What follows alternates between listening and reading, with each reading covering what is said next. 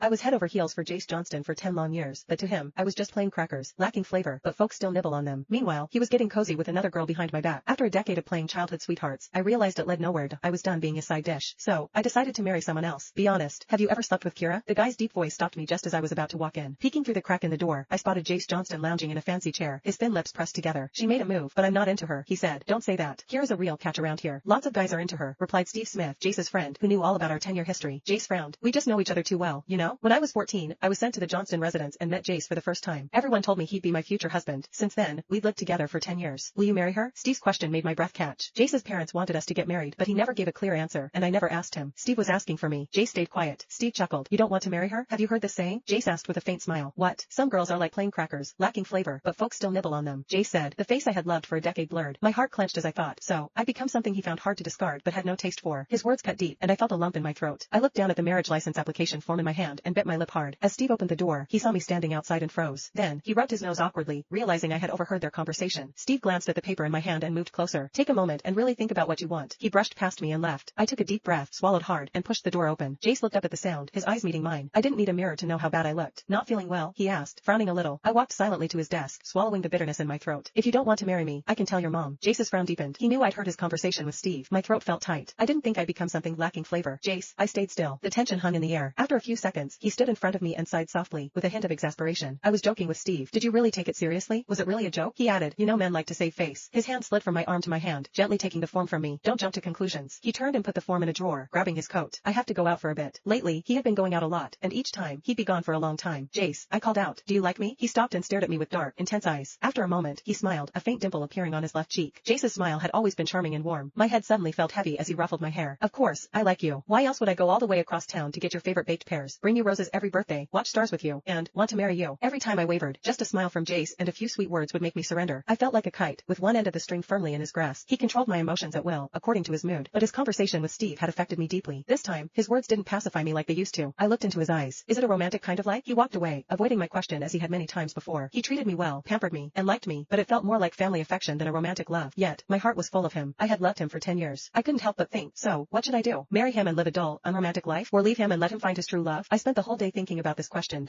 By the time Jace came to get me in the afternoon, I still didn't have an answer, but I followed him anyway. Habit is a tough thing. After 10 years, I had gotten used to him and going home to the Johnston residence after work. Why aren't you talking? Jace probably sensed my mood and started the conversation. I was quiet for a few seconds. Jace, maybe we should. Before I could finish, his phone rang. The caller ID showed an unfamiliar number, but I noticed his grip on the steering wheel tighten. He was nervous, which was rare. I looked at his face, but he quickly disconnected the call from the car's Bluetooth and switched to his earpiece. Hello, yes, I'm on my way. The call was brief. He hung up and looked at me. I've got something urgent to handle, so I can't give you a ride home. It wasn't the first time. Even if he hadn't said anything, I knew he was going to leave me behind, but I still hoped he might take me home first. A sharp pain hit my heart, and I held back my sadness. Is something wrong? Jace's jaw tightened. He didn't answer. Instead, he stared out the window and said, I'll drop you off up here. You can catch a cab home. He didn't even bother to explain and had already made arrangements. What could I say? Questioning him or making a fuss would only humiliate myself. I tightened my grip on my bag and got out of the car. It wasn't my imagination. From his reaction to the call to his refusal to let me hear it over the car speaker, I had a bad feeling, but I said nothing. Obviously, he was doing something behind my back, but I kept pretending otherwise. Be careful. He gave me a reminder before leaving in a hurry, but in the end, he drove off without a second thought. I stood there, staring in the direction he left for a long while, then I looked down at my toes. My phone suddenly buzzed in my pocket. It was my best friend, Lena Lane, calling. Hey Ray, where are you? Want to have dinner? Lena was an obstetrician and gynecologist. Despite being young and single, she had extensive experience in delivering babies. Sure, I agreed without hesitation. Lena immediately teased. That's rare. You always say you need to check with Jace first. Why'd you agree so quickly? For 10 years, I'd lived like Jace's sidekick, always checking in with him before hanging out with Lena, afraid he'd freak out if he couldn't find me. But Jace's words today made me realize I had become a burden to him. Are you at the hospital or at home? I didn't answer Lena and asked instead. Lena gave me an address and told me to go there. What's wrong? Did you have a fight with Jace? Lena immediately sensed something was off when she saw me. She was one of my few friends, and I didn't hide anything from her. After listening, Lena cursed. What a brat. Saying you're lacking flavor? As if he slept with you 1,000 times. Her words didn't comfort me. Instead, they made me feel humiliated. In all the years I'd been with Jace, we had never been intimate. There were moments of closeness, like that one time I got drunk and made a move on him, but he just wrapped me up and sent me back to my room. I used to think Jace respected me, not wanting to take advantage of me when I was drunk. Today I realized he just wasn't interested in me. Didn't they say if a man really loved a woman, he'd want to sleep with her? But Jace never showed any desire for me. Lena, I think I'm ready to let go. The difficult question I had been wrestling with all day suddenly had an answer. Good, I support you. Lena clinked her glass with mine. There are plenty of hunks out there, and with your looks, you can have your pick. Why settle for a two-timing brat? Lena was right. At 18, I won a beauty pageant. If Jace hadn't stopped me, I'd probably be a celebrity by now. With my beauty, I had received countless admirers and suitors over the years, but none of them moved me, because the only one I want is Jace. The thought made my nose sting. I didn't want Lena to see me cry, so I hurried to the restroom. In my rush, I collided with someone coming out, knocking them down and landing on top of them. Just as I was about to apologize, the person screamed, help, she's molesting me. I never thought I'd end up in police station for for indecency. The person I knocked over was a 17-year-old teenager. He was sure I had bad intentions. Even though I denied it, he kept saying that I touched him. Where did she touch you? The police asked, scrutinizing every detail. Brad Twain looked at me, pointed at him, then gestured down to his waist. She touched me here,